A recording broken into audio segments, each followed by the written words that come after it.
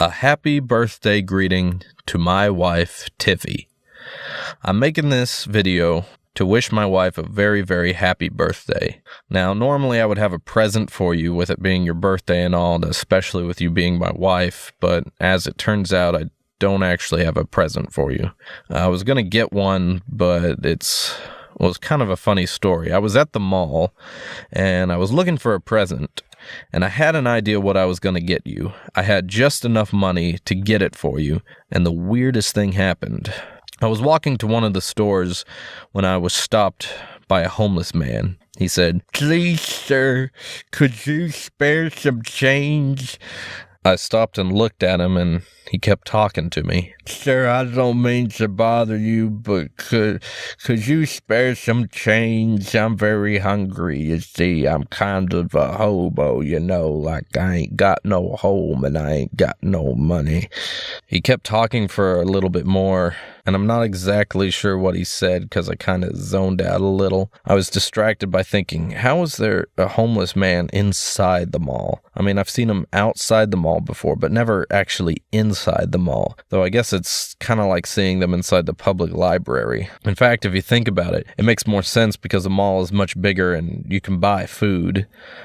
Well, you can't really buy food if you don't have any money, if you're homeless, but, there's trash cans everywhere, and you could find bits and pieces of food people didn't finish. And if you were crafty enough, you could make an entire meal out of unfinished pizza slices. You could have a Frankenstein pizza, which would actually be a cool name for a pizza place. And I can open a restaurant called Frankenstein Pizza, where all the pizza's made from bits and pieces of other pizzas. I would definitely hire a hunchback to serve customers, and people could have their picture taken with him. And for an extra $2, you can punch him in the face. And then suddenly I came back to reality just as the homeless guy was done talking. "So could you, for me?"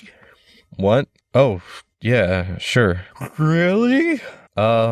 Yeah, sure, whatever." Then the homeless man grabbed onto my leg and was crying tears of joy, saying, oh, thank you so much. You don't know what this means to me." I realized then I had probably agreed to something I normally wouldn't agree to. And this man, being homelessly insane as he was, I was pretty sure it was going to be something really, really awful. But before I could even correct the situation, he took off running through the mall and was yelling, this way, hurry, we don't have much time." I chased after him, hoping I could explain myself or have him explain to me exactly what it was he wanted, but by the time I caught up with him, he had run into the Hot Topic store. I walked in and I saw him digging through assorted goth clothes. After grabbing an armload, he ran into the dressing room. This was probably when I should have just left and ran away. Perhaps I could sneak away to a different mall where I would never have to see him again, wait a few weeks until I was sure he died of something, then I could come back to this mall. I was just about to leave when I was stopped by a 16-year-old cashier girl who said, "I think it's so nice what you're doing for that man."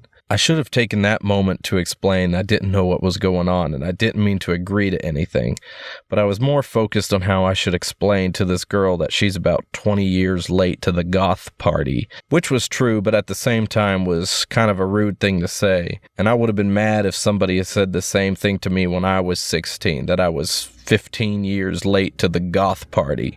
Then I tried to picture myself as an old goth man, and for some reason I couldn't get the image of an elderly goth out of my head before I realized I was actually looking at an elderly man in goth clothes, as it was the homeless man. In a state of shock, I paid for the clothes, and I walked out of the store with the goth hobo. "Sir, you have made my dreams come true," he said to me. I was broke. I had spent all the money I had on this hobo's gothic wardrobe. I tried to find solace in the idea that even though I had lost all my money, it went to a very good cause, but if anything, I had made his life worse. I said, I was really hoping to spend that money to get a present for my wife. It'll be her birthday soon, but now I don't have any money to buy her anything. Compassion came over the hobo's face. That or he was having a stroke, it was hard to tell. Then he reached into his mouth and slowly and quite painfully, I assume, pulled out 6 of his own teeth. He placed the teeth into my hand and gave me a warm, bloody smile and said, "With this gold, make your wife a beautiful necklace. Take it to the Scottish jeweler here in the mall and tell him I sent you. He will fashion these gold teeth into the finest jewelry for your wife for free." I was speechless. The homeless man walked away, and I turned and walked my own way. I held the gold teeth tight in my hand as I walked and tried to recall where the Scottish jeweler's store was, except I had never heard of a Scottish jeweler in this mall, or any mall, or ever. And I realized he was making it up. And I looked at the teeth in my hand, and they weren't gold. They were just teeth. So basically, I wasn't able to buy you a present, and there was very little time before your birthday that I could get you anything. I did, however, manage to make something for you. It's a necklace. Happy birthday.